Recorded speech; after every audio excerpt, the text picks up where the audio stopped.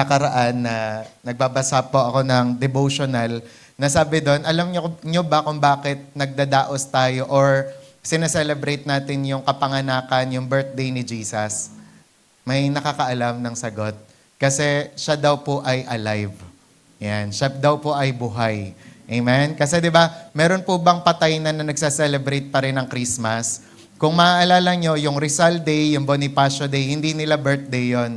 Yun yung mga araw ng kamatayan nila, yung Ninoy Aquino Day, di ba? Yun nga, yung mga namatay na, ang sineselebrate sa kanila is yung death anniversary. Pero si Jesus, ang amazing, di ba? Kasi hanggang ngayon, sineselebrate ng buong mundo yung birthday niya simply because, di ba, He is alive. Di ba? Kaya sabi mo nga sa katabi mo, good news yon, di ba? Na buhay, di ba, si Jesus. At meron tuloy meaning yung pagse-celebrate natin ngayon. Kaya sabi mo nga sa katabi mo, that buhay ka rin. Yan. So hanggang mamaya ka pa, abangan mo pa yung 12:00, kaya dapat buhay na buhay.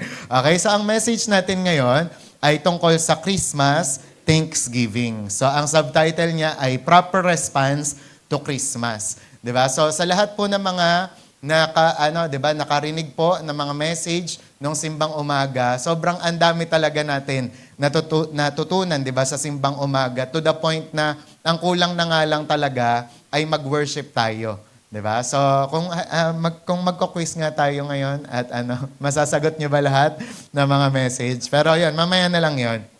And sa intro nga natin, sabi po dito, ang Christmas daw ay madalas filled ng mga requests, gaya ng mga wish list, prayers for provision, o kahit nga daw po yung inaasahan natin for the coming year, 2026. Pero before we ask for anything, Christmas calls us to give thanks. Kaya ngayong gabi na to, magpo-pause muna tayo sa lahat ng mga kabisihan natin at mga ginagawa natin at gusto ng Panginoon na bigyan natin siya ng pasasalamat. Meron nga daw pong kwento na yung patungkol nga sa Christmas, tapos hindi siya Christmas, kundi meron kasing may birthday na isang tao. Although illustration yon, pero para siyang illustration about Christmas, na yung tao na yon pinagbabate ng kanyang mga bisita. Sabi ng mga bisita sa kanya, doon sa may birthday, "Oy, happy birthday! Oy, blessed birthday!" Sabi ng mga lalaki, sabi ng mga babae, "Oy, happy birthday sa'yo." Tapos, ang ending, nagulat yung may birthday kasi sila yung nagregaluhan. Yung mga bisita, yung mga nag-exchange gift. Samantalang yung may birthday, wala siyang regalo. And some of us, or yung some people, ganun din daw yung ginagawa tuwing Christmas. Di ba, na nag-exchange gift, nagre-regaluhan sa bawat isa, pero pagdating kay Lord, walang regalo. Di ba? Pero ngayong gabi na to, i-make sure natin na tayo mismo, may regalo tayo kay Lord. May gagawin tayo ngayong gabi. Amen? And yan ay to give thanks to God. Sabi nga, Thanksgiving is not just something we do after Christmas, yung after pa. Di ba? It is the proper response to Christmas. Para daw di ba? Sino yung kinorek ng Panginoon sa bagay na to? Na dati kapag nagpe-pray ka, pagkatapos na kumain, yung pag nag-burp ka na, burp. Thank you, Lord. Di ba? Pero sino sa atin ang nakorek na sa bagay na yun na bago ka pa kumain, magpe-pray ka na, magpapasalamat ka na. Parang ganun din sa Christmas. Na ang Thanksgiving natin, yan ang proper response natin sa Christmas. At ang Thanksgiving nga daw, yan daw ang lengguwahe ng kalangitan. Kaya kapag ang isang tao ay nagpapasalamat sa Diyos, ibig sabihin, malapit-lapit ka na doon sa heaven. Nasasapamuhay mo na kung ano yung pinapasamuhay nila sa heaven. Okay? So ngayon, ano ba ang mapapag-aralan natin patungkol sa Thanksgiving? So ito yung mga i-note natin, ito yung mga dapat kunin natin. Number 1, ang Thanksgiving daw ay nagsisimula when we recognize God's greatest gift. Di ba? Nung nakaraan, yung kahapon lang na mensahe ni Pastor Dan, nakaka-bless yun, di ba? Kasi in-emphasize niya doon na si Lord is not made.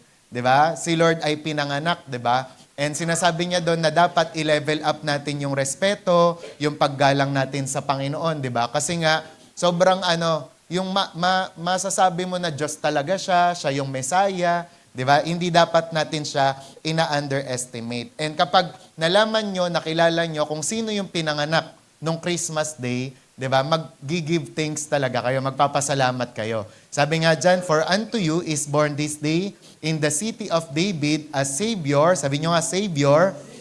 Sabi, who is Christ the Lord? Actually, tatlo Savior, Christ, tapos the Lord.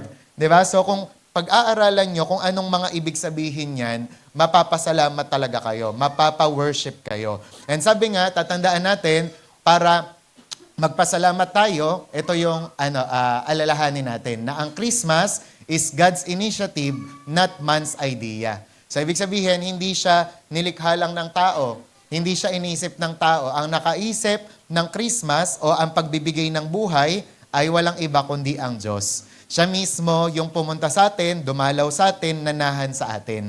And sabi nga, humanity did not ask for a Savior. God sent one anyway. Di ba? Yan yung sabi sa Romans 5:8, na regalo sa atin ng Diyos yon. Kaya naman, grace always comes before gratitude. Kaya di ba tayo, nagpapasalamat naman talaga tayo kapag na-appreciate natin yung biyaya ng Diyos, di ba? Pag nalaman na natin yung biyaya ng Diyos. Kaya how I pray and how I wish, di ba, na yun ang mangyari sa atin ngayong gabi na to. And malalaman mo rin dito na Jesus is not just a baby. He is a Savior. Di ba? And yan yung sinasabi ko sa inyo, na Savior, Christ, tsaka Lord. Bilang Savior, He meets our deepest need. Ano yon? Yung mapatawad sa kasalanan natin at maligtas tayo, 'di ba, mula sa impyerno. Pangalawa, Christ, kasi siya nga yung God's promised King na maghahari forever and ever. Na kapag nalaman mo na si Jesus pala yung perfect King, hindi ka naaasa na maging perfect pa yung gobyerno natin dito. And pangatlo, Lord, who is worthy of worship and obedience. Kaya naman, si Lord, hindi lang siya baby, Lord din siya. Meaning to say, inaantay niya yung pagsamba at pagsunod mo. Okay? Kaya sabi mo nga sa katabi mo, worship tayo, ha? Ayan. Kaya mamaya, mag-worship tayo. And then, kaya nga sabi dito, if Jesus is only a baby in a manger, He may be admired. But if He is Lord, He must be worshipped. Kung nanatili lang siyang baby, i-admire lang natin siya. Ay, ang cute-cute. Ay, ang pogi-pogi. Diba? Gaganon-ganon lang tayo. Pero dahil Lord siya, anong kailangan natin gawin sa Kanya? He must be worship. Kaya kung mapapansin nyo, ang shepherd, nag-worship. Diba? Ang wise men, nag-worship. Yung mga angel, nagkantahan. Diba? Kaya ganon ang dapat nating gawin. Kaya nawa po, ready tayo. Diba? Sa gagawin natin na pag-worship sa Panginoon. Kaya sabi nga, true thanksgiving begins when we stop treating Jesus as a seasonal symbol. Gaya ni Santa Claus, ni di ba? Frosty the Snowman, Rudolph the Red-Nosed Reindeer, di ba? And start receiving Him as a personal Savior. Again, hindi lang po symbol si Jesus ng Christmas, ha? Gaya ng ibang mga akala nyo. Si Jesus po, siya po yung personal, di ba? Na Lord and Savior natin na pinanganak noong Christmas Day. Kaya yan ang una, Thanksgiving begins when we recognize God's greatest gift. Kaya, na-recognize nyo na ba si Jesus as God's greatest gift? Na kung meron man kayong pinakamaganda na natanggap sa Pasko, walang iba kundi si Jesus. Opo, maganda yan, yung mga regalo natin. Talagang tuwan-tuwa tayo dyan pag binibigyan tayo. Pero nawa, we recognize Jesus as our God's greatest gift. Yung mapapasabi ka na, siya lang sapat na. Siya lang masaya ka na. Hindi yung kapag wala kang rice cooker ngayon, di ba? Wala kang 5,000, di ba, na nakalagay sa ampaw ngayon, malungkot ka na. Nawa po, dahil may Jesus tayo, masaya tayo. Amen? Tingnan mo nga yung katabi mo, masaya ba yan? O dahil wala silang menudo sa bahay, malungkot siya. Diba? So, kanina, medyo may chinachat na ako, may ham ba kayo dyan? Pengi naman.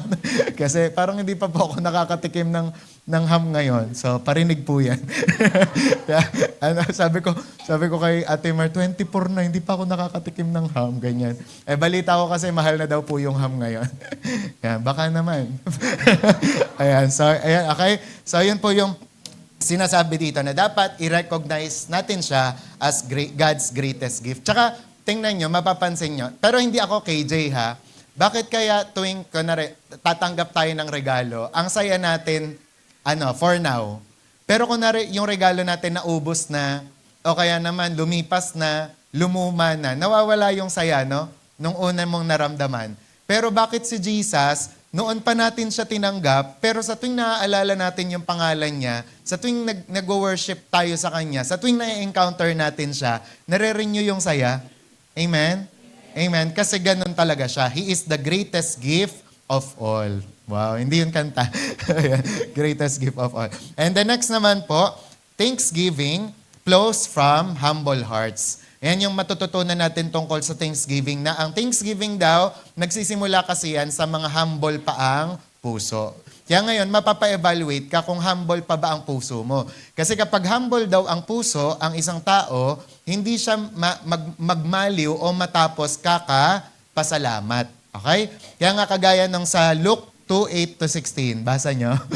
Sobrang haba na. Sobrang haba kasi niyan, kaya maliit, di ba? Pero tungkol nga yan sa shepherd, di ba? Na pinag-revealan ng birthday ni Jesus, at yun nga, yung nag-worship sila kay Lord, tapos umuwi sila, they returned, glorifying and praising God, tapos shinare nila kung ano yung na-witness nila. And letter A, ang malalaman natin dyan tungkol sa Thanksgiving flows from humble hearts ay God revealed His glory to shepherds. Ano ibig sabihin nun? Na shepherds were ordinary, overlooked, and socially insignificant. Nasabi ko na to sa inyo nung Sunday ata o nung simbang umaga. Diba? Na sila yung isa sa mga hindi binibigyang halaga sa lipunan. Pag sinabing shepherd, mga mabababa. Pero sa kanila pa unang ni-reveal ang mensahe ng Diyos. Yet God chose them to hear the first Christmas announcement. Kasi alam ng Diyos na dahil mabababa na mga tao to, hindi magyayabang to.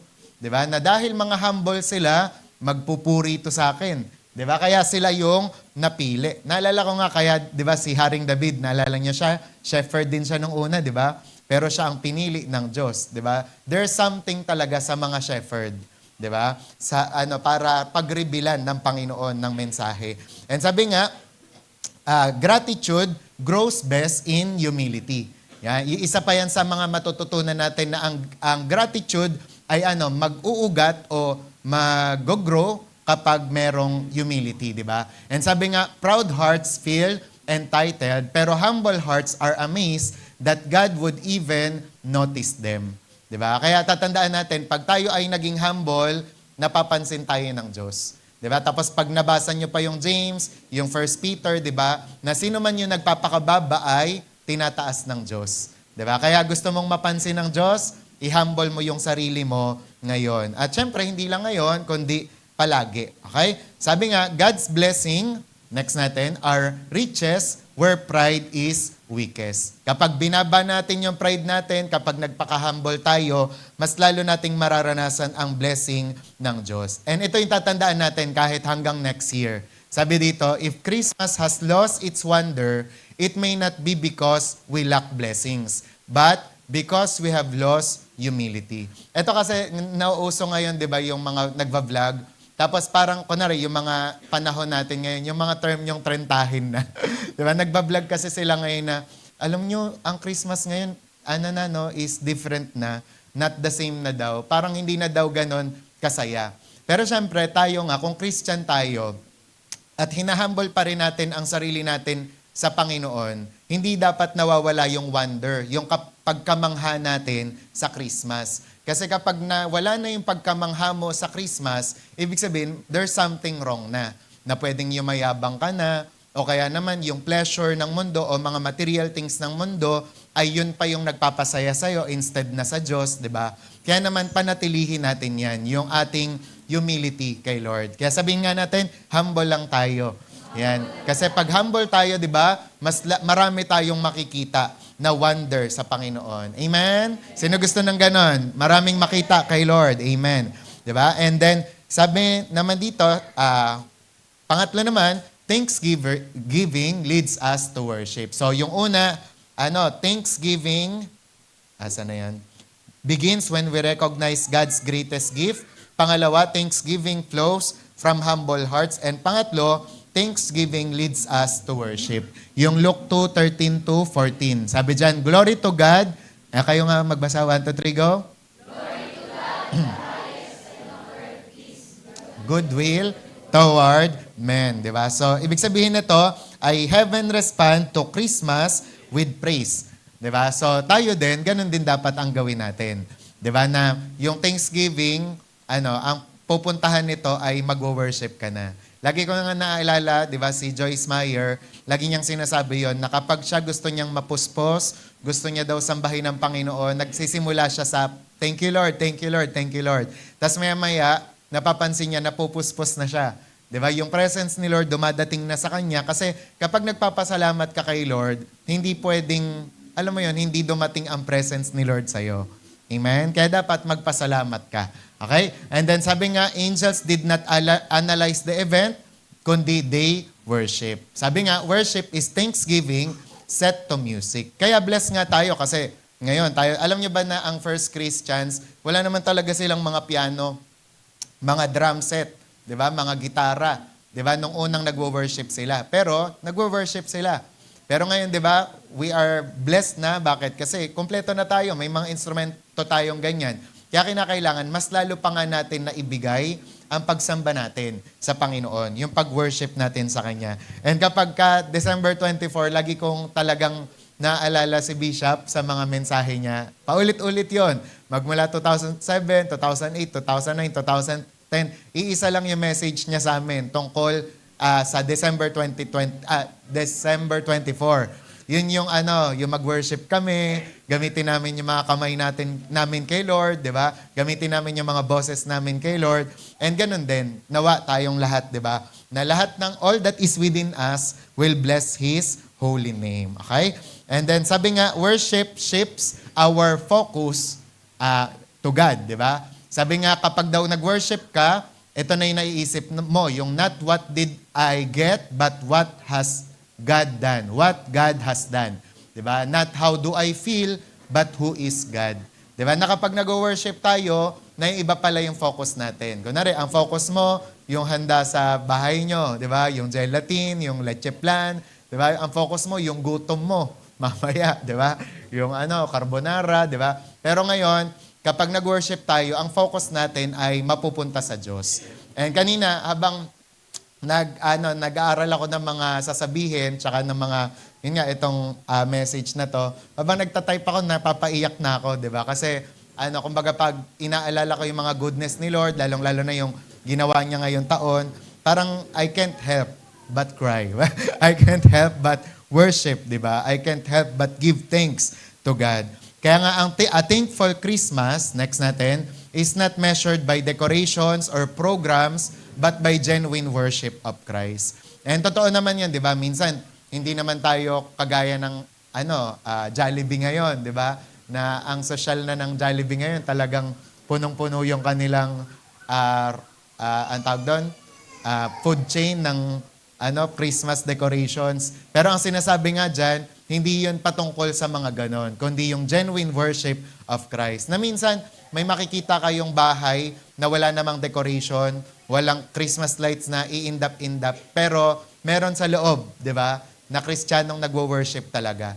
Kasi it's not about doon, kundi doon sa puso, di ba, na meron yung mga tao na nandoon. And minsan, di ba, tayo nga, nang judge tayo, siguro walang Pasko tong kapitbahay namin na to, kasi walang Christmas lights eh. Pero hindi mo alam, di ba, baka doon sa loob noon ay meron palang nagwo-worship ng mga tao. Okay? And then, sunod naman, pang-apat, Thanksgiving is expressed by obedient action. 'Di ba? Isa 'yan sa mga matututunan natin ng Thanksgiving, sa Thanksgiving, 'di ba, na ang Thanksgiving pala, ang susunod dito dapat na-express to through obedient action. Sabi nga sa Luke 2:15-17, so it was when the angels had gone away from them into heaven that the shepherds said to one another, let us now go to Bethlehem and see this thing that has come to pass, which the Lord has made known to us. And they came with haste and found Mary and Joseph and the babe lying in a manger. Now when they had seen him, they made widely known the saying which was told them concerning this child. Diba? So kung mapapansin nyo dyan, yung mga shepherds, meron talaga silang sinunod. Diba? Yung puntahan si Jesus, diba? Yung mag-worship, yung mag-glorify, and also yung i-share, yung good news na yon sa iba. Kaya sabi nga dyan, the shepherd went, saw, and shared. Ang matututunan natin dyan, gratitude is never passive. Ibig sabihin, kapag mapagpasalamat ka, hindi pwedeng wala kang gawin. Okay? Sabi mo sa katabi mo, hindi ka pwedeng walang gawin. O kaya naman, yun nga, yung nonchalant, di ba? Kaya nga ngayon, dito sa atin, inaalis natin yan eh. Kung ang generation na to ay nonchalant, pero yun nga, hindi natin kiniklaim yun. Kasi kapag ikaw ay nagpapasalamat, ibubuka mo talaga yung bibig mo. Di ba? Kapag ikaw ay nagpapasalamat, yung mga kamay mo, ika-clap mo talaga yan, di ba? Hindi pwedeng, wala kang nonchalant ka, wala kang reaksyon. And sabi nga, they didn't keep the good news to themselves. At ito pa, di ba? Ang isang nagpapasalamat na tao, lalong-lalo na sa Diyos, hindi daw tumatahimik tungkol sa good news. Kaya nga ang ganda ng sinabi ni Pastor Dan sa atin na kung meron daw tayong Christmas rush, ano yun? Yun ay i-share yung good news, yung gospel. Di ba? Kaya nakakatawa ngayon kasi nagkakaroon din ako ng opportunity na makapagbigay ng regalo, di ba? Tapos yun nga, isa rin pala po yun sa testimony ko na itong year 2025. Kasi dati, nung 2024, sinulat ko sa journal ko tsaka sa diary ko. Sabi ko, Lord, gusto ko pong maging sponsor. Tapos gusto ko maging sponsor ng Bible. Tapos ang galing, kasi through one body, natupad siya.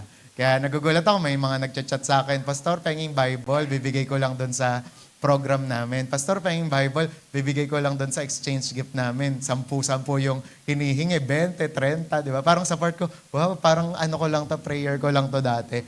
And yun nga, ako naman din, kapag nagbibigay ako ngayon ng regalo, may mga kasama na Bible. Di ba? Kaya yun, na-share ko lang. Kasi kaya, di ba, parang tayo din, pag nagbigay tayo ng mga regalo ngayon, merong kaakibat na gospel, di ba? Na i-apply natin yung sinabi ni Ate Mer na para sa'yo dahil mahal ka ng Diyos, di ba? Ito ang alarm clock dahil tutulog-tulog ka kasi. Pero yun nga, yung dapat may rason. Pero magandang rason yun, para sa'yo kasi mahal ka ni Lord, para sa'yo kasi Jesus loves you. Ganon. Okay, tapos sunod naman, nasaan ako? Thankful people become witnesses. Balik tayo doon. Sabi, you don't need theological training to share what Christ has done. Kasi sila nga shepherd eh. Di ba? Hindi mataas ang pinag-aralan, pero nakapag-share ng Word of God. Sabi nga, you just need a grateful heart. Sa sobrang pagpapasalamat mo kasi, hindi mo makontain yung iyong pagpapasalamat. Nanggaling kasi kagabi, nasa SM pa kami ni Ate Mer, di ba? Tapos nakita ko in real life yung yung illustration ni Jay Jan nung nawala yung anak niya. Sabi niya kasi, may pagkakataon kasi namimili sila sa mall, tapos yung anak niya nawala sa mall, nalingat siya. Sabi sa inyo, hindi daw inisip ni Jay Jan yung dignidad niya. Pumunta siya sa customer service, tapos sabi niya, meron ba kayong pang page diyan? Pwede kong mahiram? Sabi niya, no sir, hindi pwede. Hindi, kailangan kong mahiram yan. Kaya umakyat siya dun sa yung talagang tinalon niya yung customer service. Tapos sabi niya, everyone, sabi niya, stop shopping right now. Sabi niya, itigil niyo yung pagsha-shopping niyo. Tuloy-tuloy pa rin. I said, stop shopping. Sabi niya ganon. May nawawala ang anak ko. Ito ang suot niya. Ganyan-ganyan. Tapos alam niyo kung ano yung lesson doon? Pag daw anak mo, tapos yun nga, alam mong may nawawala, tanggal talaga daw yung hiya mo. And di ba ganon din daw sa gospel? Kapag alam mo na nawawala yung isang tao, kapag alam mo na nasa kapahamakan yung tao na yun, lalong-lalo na mahal mo sa buhay, matatanggal talaga yung hiya mo. And kagabi, nakita ko talaga yung real life noon. Nasa SM kami, tas biglang may babaeng sumisigaw, Gabi! Gabi! Talagang hindi siya nahiya. Pinagtitinginan siya ng mga tao. Tas yung mga gwardya, lalapitan na siya. Ako na nakakaalam nung message na yun, gusto kong lapitan, punta po kayo dun sa customer service, mag-page po kayo. Kaso maya-maya, lumapit na yung anak niya, akala naman namin ni Ate Mer, mga 4 years old lang. Ang anak niya, parang si Althea. Sabi niya, di ba sabi ko sa'yo, doon pa sila magnanay, nag-away. Di ba sabi ko sa'yo, huwag kang lalayo, ganyan. Pero doon ko nakita yung boldness nung nanay na pag pala may nawawala, di ba, yung anak mo or someone na mahal mo, hindi ka talaga mahihiya sa mga tao. Talaga sabi ko, ay, grabe, ito na yung true to life story. Ganto pala yung di ba? Kaya yun, na-share ko lang, di ba? So, when it comes talaga sa pag-share, you just need a grateful heart, di ba? Na kunwari, sa mga pamilya nyo, kung talaga nagpapasalamat kayo kay Lord, i-share nyo sila. Di ba? And magandang pagkakataon na ma-share nyo si Jesus sa kanila, mamaya, di ba? Pag uwi nyo ng bahay. Di ba? Na kayo yung mag-lead ng prayer bago kayo kumain ng Noche Buena. Di ba? Bago mag-alas 12. 'Di ba? Sabihin natin, hallelujah. Mag-worship ka doon. Hallelujah. 'Di ba? O bago nyo kainin yung lechon, pray muna tayo. Panginoon, linisin niyo po itong lechon. 'Di ba? Pero ayun nga yung iligtas niyo po kami sa kolesterol at mga high blood. 'Di ba? Pero yun, dapat may gawin kayo. Dapat i-share niyo si Jesus. And the next naman, sabi nga, the test of worship is what happens after the song ends. Ito yung maganda rin.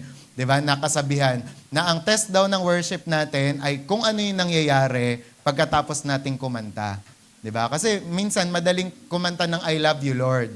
Pero pag after natin kumanta, talaga bang mahal mo siya? 'Di ba? Talaga bang kaya mo siyang i-share sa iba?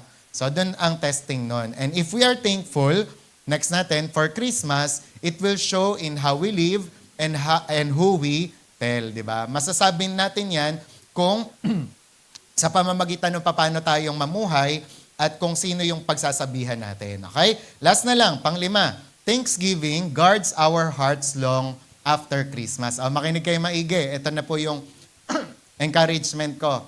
Kasi matatapos at matatapos talaga ang Christmas. Mamaya, pagsigaw ng mga tao ng Merry Christmas, mga 25, 26, 27, tatahimik ang mga tao.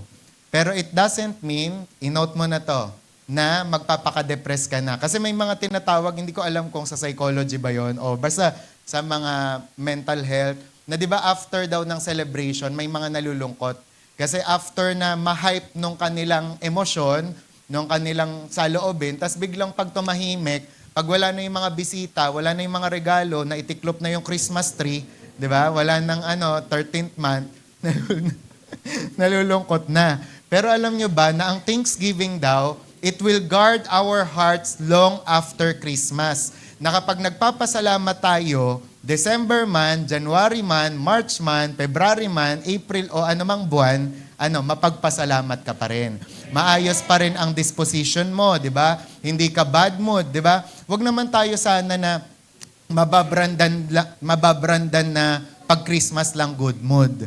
Pag Christmas lang nagmamahalan. Pag may bonus lang nakangiti. Di ba? Pag may exchange gift lang masaya. Yan. Kaya tingnan mo nga yung katabi mo. Tingin mo ba sa March sasaya pa rin yan? Amen. Di ba? Kaya ang Thanksgiving, di ba? It will guards our... Ito, sa mga sinabi ko, huwag nyo tong kakalimutan ha. Yung Thanksgiving natin, gagwardyahan tayo kahit after ng Christmas. Kasi bakit? Sabi nga, Thanksgiving, next natin, produces peace. Sabi, let the peace of God rule in your hearts and be thankful. And sabi nga, gratitude stabilizes. Sabihin yung 3 beses, stabilizes. Diba? The heart in uncertain times. Ibig sabihin ng stabilizes, hindi mayayanig. Diba? Yung parang feeling mo na tetempt ka na malungkot, pero pag nagpasalamat ka, ay mawawala ang lahat ng yon. Diba? Kaya nga, pag daw ang isang tao grateful, mahirap siyang i-discourage. Mahirap siyang palungkotin. Diba? Amen? Gusto niyo ba yon?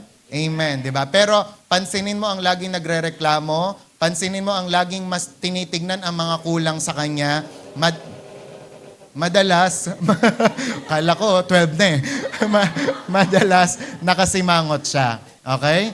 Kaya maging mapagpasalamat tayo. Next naman, Thanksgiving shapes our daily lives. Diba? Pag nagpapasalamat ka daw, isi-shape niyan yung iyong araw-araw na pamumuhay, yung pananalita mo, yung iyong paggawa, pagtatrabaho, at yung worship mo. Diba? Nawa, magmula January hanggang December, ganun pa rin, same. Diba? Tinataas mo ang Panginoon, ganadong-ganado ka mag-worship, diba? Kasi nga, thankful ka. Okay? Kaya sabi nga, Christmas, Thanksgiving, is not a one-day event. It becomes a way of life. Kaya itong mensahe na to, hindi lang pang 24. Hindi lang pang 25. Diba? Kundi pang buong buhay nyo na rin.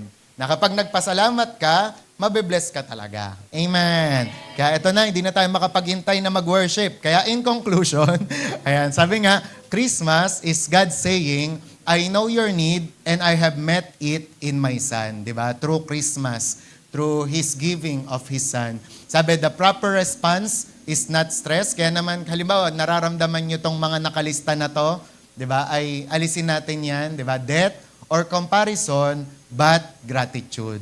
Again, hindi inuutos ng Panginoon sa'yo na magpaka-stress ka. Diba? Dahil hindi mo pa nababalutan yung regalo mo sa bahay. Diba? Hindi mo pa nahihiwa yung bawang at sibuyas na igigisa mo mamaya. Diba? Kasi it's about the Lord. Again, sinong may birthday? Si Lord. Kaya malinaw sa atin yan. And sabi nga, let us echo. Let us echo the shepherds, the angels, and the saints of every generation. Ibig sabihin, kung ano yung ginawa nila, ay gawin din natin. Amen? Amen. And sabi nga, ng 2 Corinthians 9:15, basahin natin. 1, 2, 3, go. Thanks be to God. And also, sabi nga, don't just celebrate Christmas, kundi respond to it. Kasi alam nyo, ang Christmas is God saying, I love you. Okay? So, anong response mo? Diba? I love you too, Lord. Diba? Kaya naman, respond to it with thanksgiving, worship, obedience, and a life that honors Christ. Amen? Aming Ama, Diyos na buhay, salamat Panginoon sa pagkakaroon.